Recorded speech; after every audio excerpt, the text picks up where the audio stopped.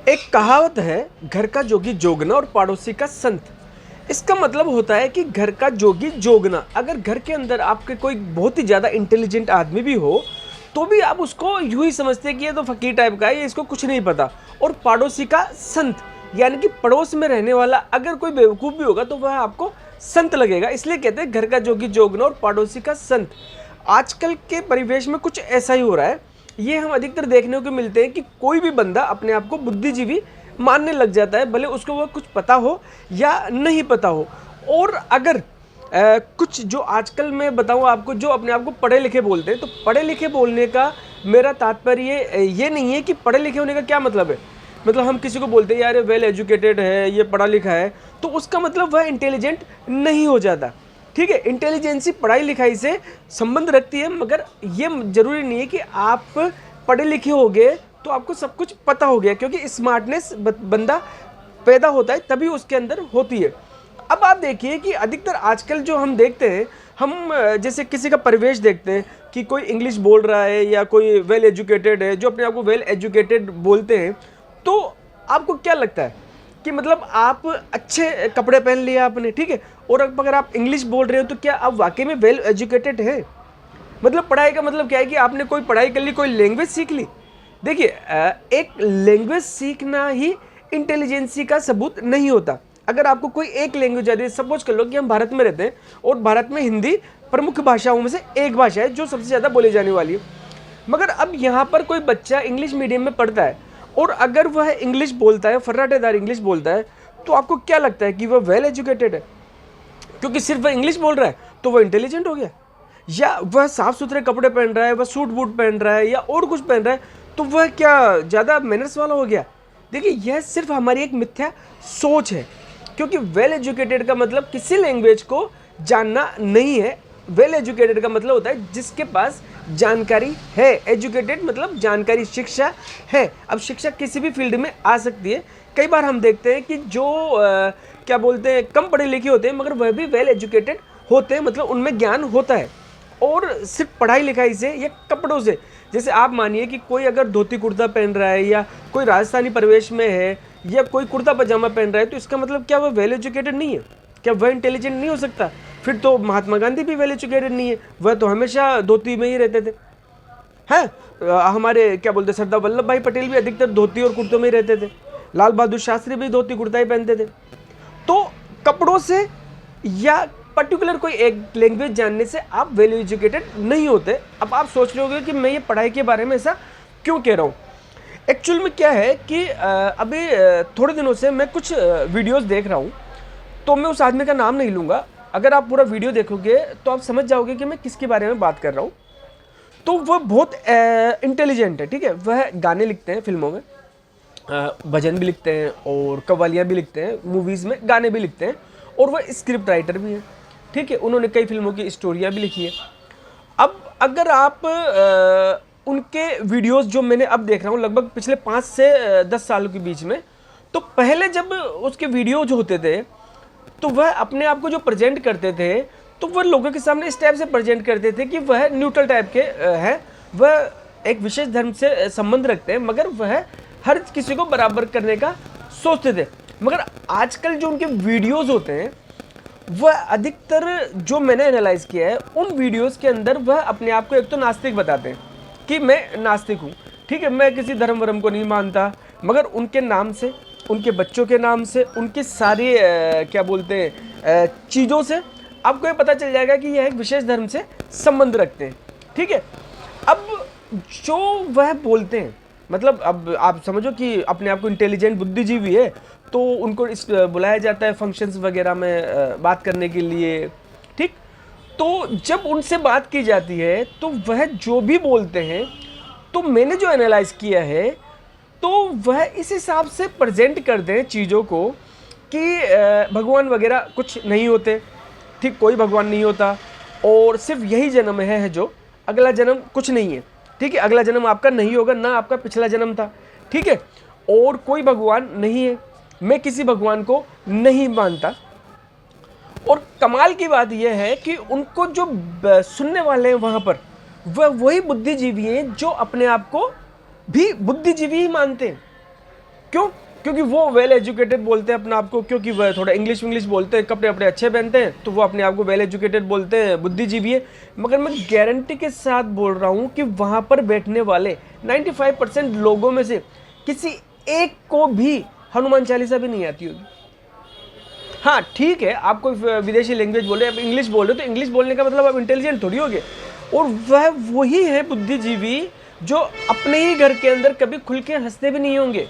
मतलब जैसे हम लोग आम आदमी, हम कहीं पर भी होता है तो हम पूरे दांत दिखा के हंसते हैं, मगर वह लोग हंसते भी लिमिटेड है, मतलब कैलकुलेशन में हंसते हैं कि यार कहीं मैं ज़्यादा ना हंस दूँ या मैं कम ना हंस दूँ।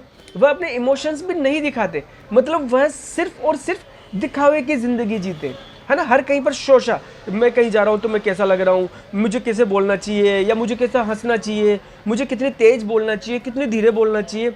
मतलब उनकी ज़िंदगी सिर्फ इसी चीज़ में चली जाती है कि मैं कैसा दिख रहा हूँ, मैं कैसा लग रहा हूँ, या मैं कैसे बोल रहा हूँ, लोग मेरी तरफ देख रहे हैं कि नहीं देख रहे हैं, मुझे नोट कर रहे हैं कि नहीं कर रहे, लोग मेरे बारे में क्या सोचते हैं। यह उनकी ज़िंदगी पूरी उसी चीज़ में चली जाती है, ठीक है।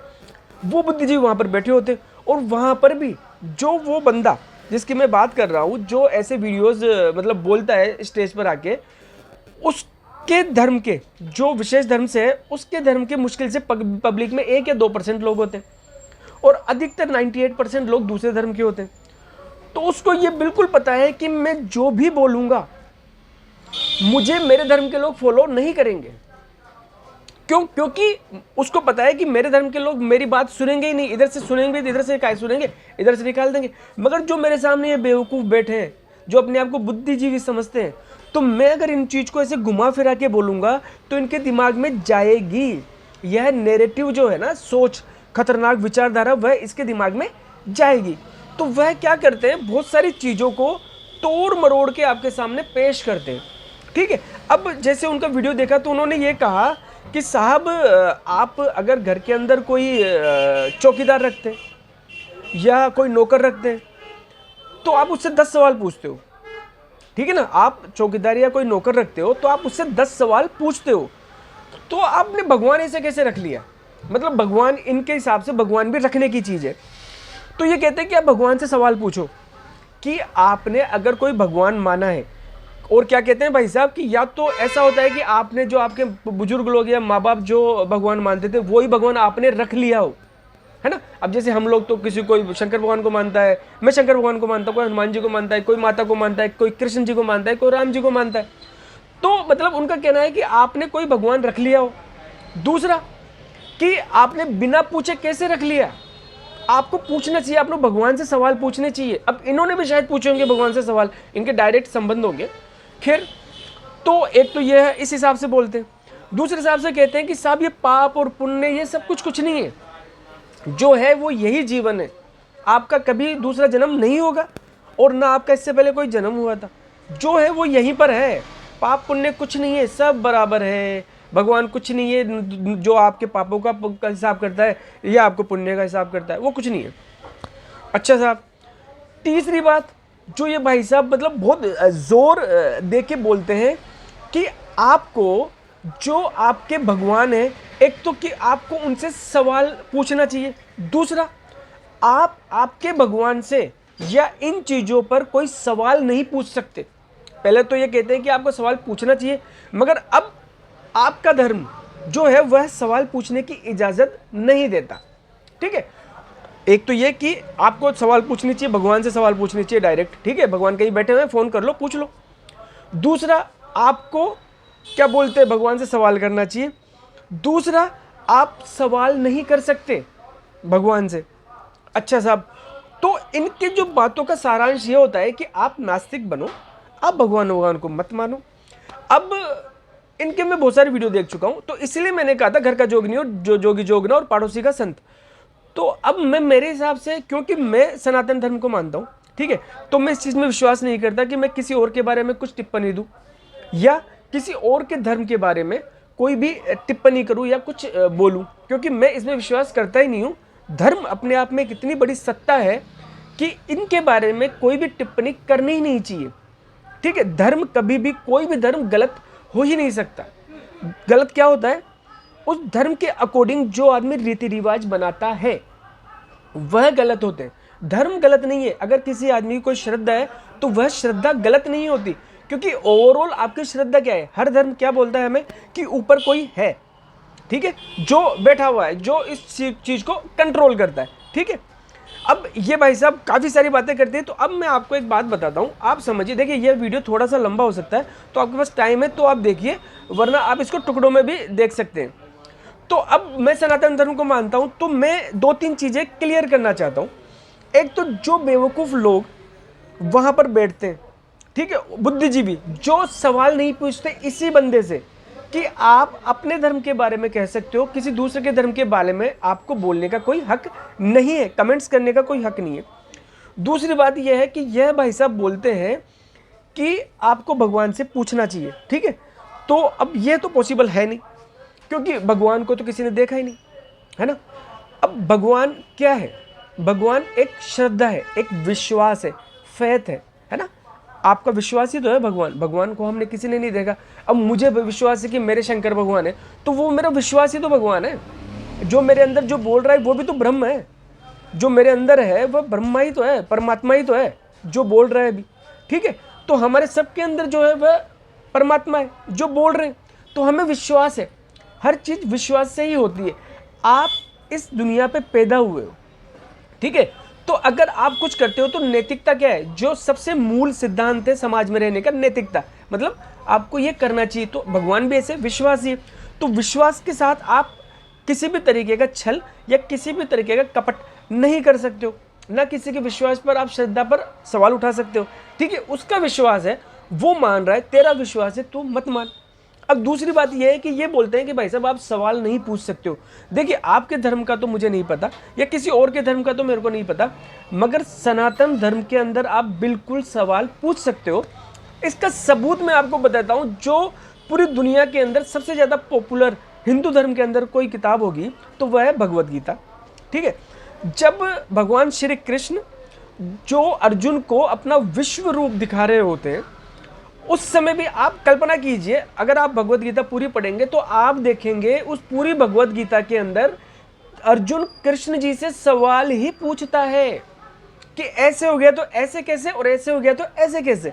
अगर आप भगवद गीता के दूसरे तीसरे चौथे अध्याय पढ़ेंगे तो उनके अंदर अर्जुन कहता है कि भगवान आप एक बार तो मुझे कहते हो कि तुझे कोई कर्म या ये चीज़ें स्वार्थ के लिए करनी ही नहीं चाहिए, तू भक्ति कर, और दूसरे में आप कहते हो कि तुझे कर्म करना चाहिए बिना स्वार्थ के। तो आप तो मुझे कंफ्यूज कर रहे हो, ठीक है भाई। आप तो एक बार तो कहते हो कि तुझे कुछ करने की जरूरत नहीं है, तू भक्ति से मुझे पा सकता है, दूसरे आप कह रहे हो कि तू ये कर्म कर, तेरा ये कर्म है जिससे कि मुझे पाप लगेगा, फिर भी आप मुझे मिश्रित क्या बोलते हैं चीज़ें बता रहे हो। तो अर्जुन ये सवाल ही तो पूछ रहा है, भगवान कृष्ण से पूछ रहा है ना। अब सोचिए, आप कल्पना कीजिए जिस समय भगवान ने अपना विराट रूप दिखाया होगा अर्जुन को, तो वो कितना विशाल रूप होगा और कैसा रूप होगा जिसके अंदर रुद्र, आदित्य, विष्णु और नक्षत्र, इतने सांप, ये सब कुछ एक उसमें होंगे। समझिए आप, एक बंदे के अंदर विष्णु जी ने जब अपना विश्व रूप दिखलाया, उस समय भी अर्जुन ने कृष्ण जी से सवाल पूछा था। मतलब सोचिए कि अर्जुन की क्या औकात रही होगी विश्व रूप के सामने। जब उन्होंने विश्व रूप सिखाया तो अर्जुन ने उनका गुणगान किया कि भाई मैं देख रहा हूँ आपके इतने सारे सर हैं, कोई आपके मुंह में जा रहा है, कोई आ रहा है, आग निकल रही है और पूरा ब्रह्मांड जल रहा है आपके तेज से। आपका तेज इतना है, हजारों सूर्य अगर एक साथ चमके तो आपका प्रकाश उसके बराबर हो सकता, मतलब उन 100,000 सूर्यों का प्रकाश आपके तेज के बराबर हो सकता है। उस समय भी अर्जुन उनसे सवाल पूछते हैं कि मैं आपको पहचान नहीं पा रहा हूं, आप मुझे बताइए यहाँ पर आपके आने का प्रयोजन क्या है। आप सोचिए, उस समय भी अर्जुन सवाल पूछ रहा है, और ये भाई साहब बोल रहे हैं कि आप सवाल नहीं पूछ सकते हो। दूसरी बात, एक बात मैं बताता हूँ सनातन धर्म की, जो लोगों को नहीं पता होगी, क्योंकि कई लोग इतने बेवकूफ़ होते हैं जो सिर्फ दूसरों की बातों में आते हैं मगर सच्चाई जानने की कोशिश ही नहीं करते। आधा घंटा किसी का वीडियो देख लेंगे, मगर 5 मिनट के लिए आप कुछ गूगल पर टाइप कर लीजिए, आजकल तो सब कुछ है, या कोई किताब पढ़ लीजिए, गीता पढ़ लीजिए, आपको सबके बारे में पता चल जाएगा। तो भगवद गीता के अंदर भी भगवान कहते हैं कि अब वो भाई साहब कहते हैं कि आप कुछ भी करो कोई फर्क नहीं पड़ता, मगर भगवद गीता के अंदर भगवान कृष्ण बोलते हैं कि तू जो कर्म कर रहा है ना, तो इस कर्म का ये फल है, इस कर्म का ये फल है और इस कर्म का ये फल है। ठीक है, अब तेरी इच्छा है, मैं तुझे फोर्स नहीं कर रहा, यह तेरी इच्छा है कि तुझे कौन सा कर्म करना है, क्योंकि तू अब वही डिपेंड कर ले। अब आप इसको, हाँ ठीक है, आप ये सोचिए कि भगवान कृष्ण ने कहा कि भैया इस कर्म के तो ये है, इस कर्म का तुझे ये फल मिलेगा, इस कर्म का ये फल मिलेगा। अब तू सोच ले तुझे कौन सा कर्म करना है। ठीक है, और मैं तुझे फोर्स भी नहीं कर रहा, तुझे कर्म करना है तो कर, नहीं करना है तो मत कर। और मैं, भगवान कृष्ण एक बार भी यह नहीं बोलते कि तू मुझे मान ही मान या मेरा नाम लो ही लो, मुझे जपो ही जपो, अगर तुम मुझे नहीं मानोगे तो नरक में जाओगे। भगवान कृष्ण यह नहीं बोलते। भगवान कृष्ण यह बोलते हैं, और किसी भी भगवान को आप देख लीजिए तो वो यही बोलेंगे कि अगर तुम मेरी प्रार्थना करोगे, तुम मुझसे अरदास करोगे, तुम मेरे नाम लोगे, मेरी तपस्या करोगे, तो मैं तुझे इस मृत्यु लोक से ऊपर उबार लूंगा। ठीक है, और अगर तू नहीं भी करता तो वो तेरी मर्जी है। मैं सिर्फ इसलिए कि तू मेरा नाम नहीं लेता, इसकी वजह से मैं तुझे नरक नहीं दूंगा। अगर भगवान कहते हैं कि मोक्ष प्राप्त करने के दो तरीके हैं, कि या तो तू कर्म कर या मेरी तपस्या कर, मुझे याद कर, मेरी सेवा कर। मतलब आप या तो अध्यात्म में आ जाओ या फिर भौतिकता में आ जाओ। अध्यात्म के आने के मतलब है सिर्फ आप भगवान के नाम लीजिए, सब कुछ भूल जाइए, और सिर्फ तुम मेरा गुणगान कर, मुझे याद कर, मेरी पूजा कर, मेरी भक्ति कर, तो मैं तुझे क्या बोलते हैं, उबार लूंगा इस समुद्र से, इस मृत्यु लोक से। ठीक है, और अगर तू मेरी भक्ति नहीं कर सकता तो कोई बात नहीं भाई, तू कर्म कर। कर्म भी कैसा, तू अपने लिए कर्म मत कर, किसी और के लिए कर्म कर। मतलब तू कर्मों के फल की इच्छा किए बगैर तू कर्म कर। ठीक है, तो भी मैं तुझे उबार लूंगा, क्योंकि तेरे कर्म फिर तेरे अच्छे कर्मों में जाएंगे, और अगर तू बुरे कर्म करेगा तो बुरे कर्मों का तो बुरा ही रिजल्ट होगा। तो भगवान वहां पर भी आपके ऊपर प्रेशराइज नहीं करते कि तुझे तो मेरा नाम लेना ही पड़ेगा, या तूने ये धर्म छोड़ दिया तो तू नरक में जाएगा, या तू मुझे छोड़ देगा तो नरक में जाएगा। भगवान कृष्ण बोलते हैं कि तेरी इच्छा से तू किसी को भी पूज, तू किसी देवता को पूज, तू राक्षसों को पूज, तू भूत प्रेतों को पूज, तू इंद्र को पूज, तू किसी को भी पूज, ओवरऑल वो सब कुछ मेरे पास ही आता है, क्योंकि वह ब्रह्म है और मेरे बहुत सारे रूप हैं। जैसे कि मैंने पिछले वीडियो में बताया था कि भगवान कृष्ण बोलते हैं कि मेरे बहुत रूप है। तो अगर तू मुझे जानना चाहता है तो समझ, अगर तू रुद्रों की बात करता है तो उसमें शिव में हूँ, आदित्यों की बात करता है तो उसमें विष्णु में हूँ, नक्षत्रों की बात करता है तो उसमें चंद्रमा में हूँ, अगर नदियों की बात करता है तो उसमें गंगा में हूँ, और अगर तू पर्वतों की बात करता है तो उसमें हिमालय में हूँ, तू नागों की बात करता है तो उसमें वासुकी में हूँ। समझ गए? तो भगवान ने ये बताया कि तो इनमें, मतलब इस पृथ्वी जगत में, इस ब्रह्मांड में जो जो श्रेष्ठ है वो सब मैं ही हूँ। तो किसी में भी पूजा कर तो मेरे पास ही आएगी। बस ठीक है, तू किसी और की पूजा करेगा तो वो घूम फिर के मेरे पास आएगी, मगर आएगी मेरे पास ही। तो भगवान कृष्ण जो बोलते हैं हमारे धर्म के अंदर, वह आपको फोर्सली कभी नहीं करते। तो ये जो भाई साहब बोल रहे हैं, क्योंकि इसको पता है कि सामने वाला बेवकूफ़ है, इसने पढ़ा ही नहीं होगा या उसको ये पता ही नहीं होगा, तो बोल रहे हैं कि आप सवाल नहीं पूछ सकते, जबकि हमारे धर्म के अंदर तो सवाल ही सवाल पूछे जाते हैं भाई साहब। ठीक है, और क्या बोल रहा है कि जन्म।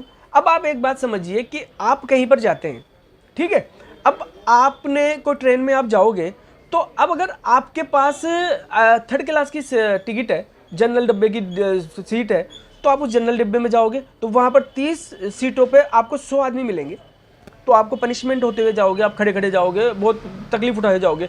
अगर आपके पास थोड़े से ज़्यादा पैसे तो आप रिजर्वेशन कराओगे सेकंड क्लास के अंदर, तो वहाँ पर आपको एक सीट मिल जाएगी। ठीक है, वहाँ पर आप अकेले बैठ के जाओगे, मगर वहाँ पर ये पंखे होंगे, आवाज़ आती रहेगी। ठीक है, और अगर आपके पास और भी ज़्यादा पैसे तो आपको फर्स्ट क्लास की, मतलब एसी की टिकट मिलेगी, फर्स्ट एसी की, सेकंड एसी की, थर्ड एसी की। मैं सिर्फ मोटा मोटा आपको बता रहा हूँ।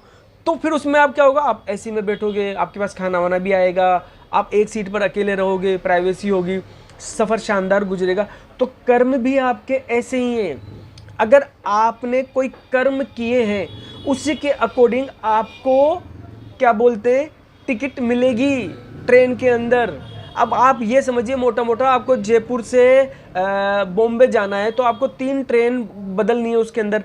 अब पहले तो आपको ये मान लीजिए, आप अगर कूट बुद्धि भी है या मोटी बुद्धि भी है तो ये समझिए कि पहली ट्रेन के अंदर एक ऐसी ट्रेन है जहाँ पर शुरू में समझ लीजिए कि किसी को सबको बराबर है, एक ही ट्रेन में बैठ गया, वहाँ पर कोई ऐसी नहीं है, कोई सेकंड क्लास नहीं है, कोई थर्ड क्लास नहीं है, सब बैठ गए। अब वहाँ पर उनको देखा कि भैया अब तुम तुम्हारे काम करो, अब अगले ट्रेन में जो तुम्हें जो टिकट मिलेगा ना वो पैसों का मिलेगा। अब आप यहाँ पर काम करके पैसे खर्च करो, कमाओ और उसके बाद में मिलेगा। अब आपने यहाँ पर काम किया और आपने पैसे कमाए, अब आपने अच्छे पैसे कमा लिए तो वहाँ पर आपने एसी की टिकट खरीद ली, कम पैसे कमाए तो आपने सेकंड एसी की खरीदी, और अगर आप कुछ नहीं कमाए या आप माइनस में हो तो आपको थर्ड क्लास में भेजा जाएगा वहाँ पर जनरल में। ऐसे ही आपके कर्म देते हैं। आपका कर्म जब आप, अच्छा एक बात बताइए, मुझे एक छोटी सी बात है, अगर कर्म आपके काम नहीं करते तो आप एक बात बताइए कि जो मुकेश अंबानी के घर में पैदा हुआ, ठीक है, या जो अभी बिल गेट्स के घर में पैदा हो, या कोई एलन मस्क के घर में पैदा हो, उसने ऐसा क्या कर दिया बच्चे ने पैदा होने से पहले ही। और एक जो बच्चा जो सड़क पे कोई रहता है बेचारी, ये जो कचरा वचरा बीनते हैं, उनके घर में कोई पैदा हुआ तो उसने पैदा करने से पहले ही क्या कर दिया। मतलब उन दोनों में क्या फ़र्क है कि एक तो सड़क पे पैदा हो रहे, एक एलन मस्क के घर में पैदा होगा। क्यों? क्योंकि उनके पिछले जन्म के कर्म के अकॉर्डिंग आपको जन्म मिलता है। आप जो पिछले जन्म में कर्म किए उसके अकॉर्डिंग आपको इस जन्म में, इस अगले जन्म में जन्म मिलता है। भगवान कहते हैं यह मृत्यु लोक है, मगर इसमें आपको बार बार में वापस आना है।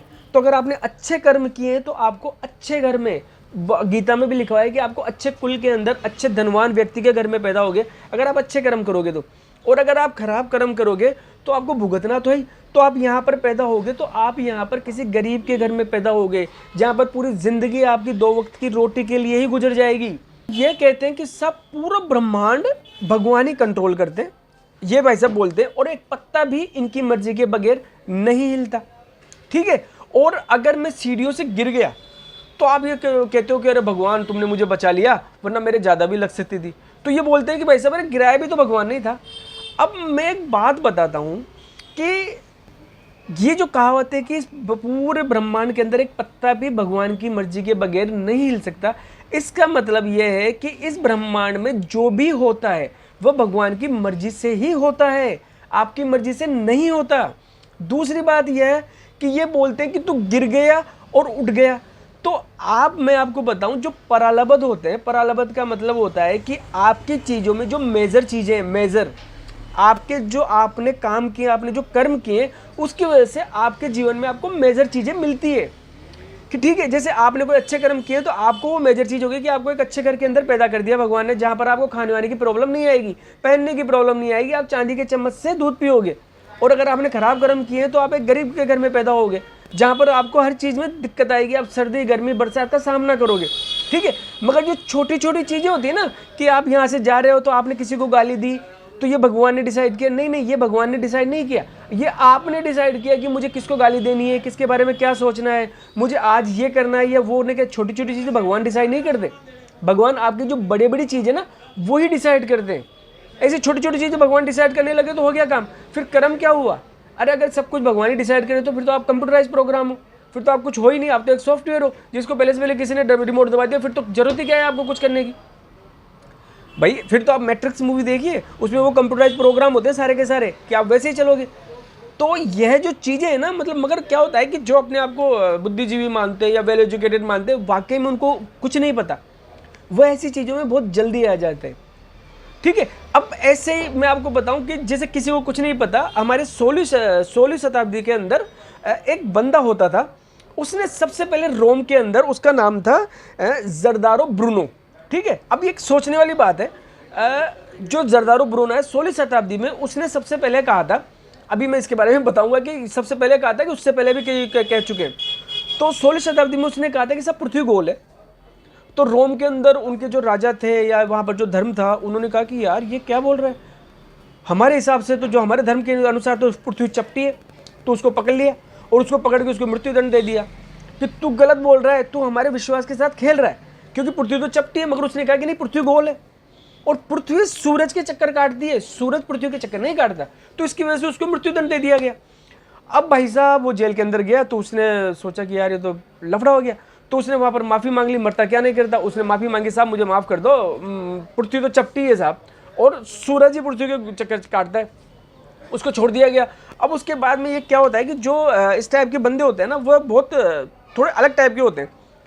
तो उसने बाहर आके वापस बोला कि नहीं साहब, पृथ्वी तो गोल ही है और पृथ्वी सूरज के चक्कर काटती है, सूरज पृथ्वी के चक्कर नहीं काटता। तो भाई साहब उसको जिंदा जला दिया गया था रोम के अंदर, समझ गए। अब पृथ्वी गोल है, यह 16वीं शताब्दी में करते हैं कि साहब वो महान वैज्ञानिक महान दार्शनिक थे जिन्होंने बताया। अब हमारे ये देखिए दुनिया की सबसे प्राचीन भाषा कौन सी है? संस्कृत। संस्कृत के अंदर भू को क्या बोलते हैं? धरती को क्या बोलते हैं? भू। और गोल, भूगोल, मतलब उसमें पहले से बोलते हैं कि जमीन गोल है। हमारे ग्रंथों में, हमारे जो वेद हैं उनके अंदर तो पहले से ही लिखा हुआ था कि भूमि गोल है। हमें तो पहले से ही पता था कि इतने सारे ग्रह हैं।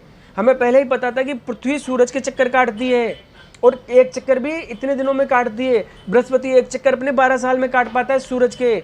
उसी के अनुसार हमारे यहाँ पर कुंभ के मेले होते हैं। आपको पता है पृथ्वी बृहस्पति जो 12 साल में चक्कर काटते हैं उसमें 4 बार कुंभ के मेले होते हैं 3-3 साल के अंदर। तो ये हमें तो बहुत पहले से पता था। हमारे तो कुंभ के मेले कब से चले आ रहे हैं, समझ गए आप? तो आप जो इस टाइप के लोग होते हैं जो आपको नैरेटिव सेट करते हैं, ठीक है, कैसे भी आपको सामाजिक, आर्थिक, धार्मिक किसी भी स्थिति में आपको वीक करने के लिए जो ये नैरेटिव चला आ रहा है उसको पहचानने की ज़रूरत है। तो कई लोगों का काम ही है जो आपको दिमाग के अंदर नैरेटिव डालते हैं। और कैसे डालते हैं? वो धीरे धीरे धीरे। और अधिकतर जो नैरेटिव डालने का काम कौन करता है? सपोज कि एक चलता फिरता सड़क पर चल रहा आदमी है, क्या आप उसकी बात मानेंगे? नहीं मानेंगे ना, आपके लिए वो कोई मायने ही नहीं रखता। मगर अगर कोई सेलिब्रिटी, कोई फिल्मों में काम करने वाला एक्टर, कोई बहुत बड़ा राइटर, कोई नेता या कोई और किसी सामाजिक दर्शन करने वाला समाजशास्त्री, अगर वो आपको ये बातें कहेगा तो आपके दिमाग में वह चीज़ जाएगी कि यार ये बंदा बोल रहा है, कुछ तो होगा। मगर आपके पास इतना टाइम नहीं है क्योंकि आप तो बहुत ज़्यादा बुद्धिजीवी हो, इंटेलिजेंट हो, टाइम नहीं है आपके पास कि आप उस चीज़ को क्रॉस चेक करो। मगर आप क्या करोगे? हाँ यार उसने ये कहा था, तो आपके धीरे धीरे धीरे धीरे दिमाग के अंदर चली जा रही है। और आप आज सोचिए, जिस आदमी को जो अपने आप को पूरी तरह से फॉरेन मानता है, जो अपने आप को बहुत ज़्यादा मॉडर्न मानता है, जिसको संस्कृति के बारे में पता नहीं, जिसको धर्म के बारे में पता नहीं, वह कहाँ से सनातनी हो गए? वो तो पहले से पहले अंग्रेज हैं आधे भाई। जो अपनी ही मातृभाषा से नफरत करे, जो अपनी ही ज़मीन से नफरत करते हैं, जो ये कहते हैं यार भारत में हमारा कुछ नहीं हो सकता, हम तो विदेश जाएंगे पढ़ने के लिए, तो साले वो तो विदेशी ही हैं पहले से पहले। वो कहाँ भारत को निहाल करेंगे? तो दोस्तों जो यह नैरेटिव फैलाता है, ठीक है, ऐसे लोग जो मंच पर आके आपको इस टाइप से बातें करेंगे, आपको भ्रमित करने वाली बातें करते हैं, और ओवरऑल उनका मकसद क्या होता है? या तो सामाजिक तरीके से या और किसी तरीके से जो नैरेटिव फैलाया जाता है। अब एक मैं अपना वीडियो ख़त्म कर रहा हूँ एक चीज़ बोल के कि आपको पता है जो अपने अयोध्या के अंदर जो राम मंदिर बना, तो लोगों में ये नैरेटिव फैलाया गया कि सब अदालत ने, सुप्रीम कोर्ट ने आस्था के अनुसार ये फैसला दिया। आस्था के अनुसार मतलब कि हिंदुओं की आस्था के अनुसार वहाँ पर मंदिर बनाने का फैसला किया गया। जबकि असली बात यह है कि अगर आप सुप्रीम कोर्ट का ऑर्डर पढ़ोगे तो उसके अंदर ये लिखा हुआ है कि जो ढांचा बाबरी मस्जिद का तोड़ा गया उसके नीचे जो खुदाई मिली है उससे यह साबित नहीं होता कि यहाँ पर मंदिर है। आप सुनना अच्छी तरह से जो मैं क्या कह रहा हूँ। जो सुप्रीम कोर्ट का फैसला था उसमें यह कहा गया है कि जो मस्जिद थी उसके नीचे जो खुदाई हुई है उससे यह साबित तो नहीं होता कि वहाँ पर नीचे मंदिर था। मगर मुस्लिम पक्ष यह साबित करने में नाकाम रहा कि उसके नीचे मंदिर जैसा कुछ नहीं था, क्योंकि उसके नीचे जो पिलर मिले थे वह हिंदू सनातन धर्म से मान्यताओं से मैच करते हुए मिले थे। और यह मान्यता है कि जो मस्जिद बनती है वह ज़मीन के नीचे ऐसी जगह पर बनती है जहाँ पर कोई कंस्ट्रक्शन पहले ना हुआ हो, ठीक है, ऐसी जगह पर मस्जिद बनती है। अब तो सुप्रीम कोर्ट ने जो फैसला दिया है वो ये कहा है कि साहब जो नीचे खुदाई के दौरान जो तथ्य मिले हैं वह हिंदू संस्कृति से मैच करते हैं। हालांकि वह ये साबित नहीं होता कि वहाँ राम मंदिर था, मगर वह हिंदू संस्कृति, हिंदू धर्म से मैच करते हैं। इस हिसाब से वह फैसला किया गया है, वह किसी आस्था के हिसाब से नहीं किया गया फैसला। और एक बात और बताऊं जो आपको अभी पता नहीं होगी, आपकी जानकारी के लिए बता दूं कि जो राम मंदिर बना था उसके पास में लगभग 23-24 किलोमीटर दूर जो मुसलमानों को मस्जिद के लिए जगह दी गई थी उसका इनॉग्रेशन आपको पता है कौन करेगा? पता है आपको? काबा के जो काबा शरीफ के अंदर जो इनकी सबसे बड़ी मस्जिद है, उस मस्जिद के जो इमाम होते हैं वह यहाँ पर आके उस जो मस्जिद बनने का इनॉग्रेशन करेंगे। और वह मस्जिद दुनिया की सबसे बड़ी मस्जिद होगी। उसके अंदर जो कुरान होगी वह दुनिया की सबसे बड़ी कुरान नाजिल की जाएगी वहाँ पर। दूसरा वहाँ पर सबसे कहते हैं कि इतनी खूबसूरत बनाई जाएगी जो ताजमहल से भी ज़्यादा खूबसूरत होगी। अब नैरेटिव क्या फैलाया जाता है कि जो योगी है वह एक विशेष धर्म का दुश्मन है, जबकि आप समझिए कि जो यह मस्जिद बन रही है, दुनिया की सबसे बड़ी मस्जिद वही उत्तर प्रदेश में ही बन रही है, और वो भी योगी सरकार के बीच में। तो दोस्तों नैरेटिव फैलाए जाते हैं, आपके दिमाग के अंदर डाले जाते हैं, तो इससे संभल के रहिए। जय श्री राम, जय हिंद, जय भारत।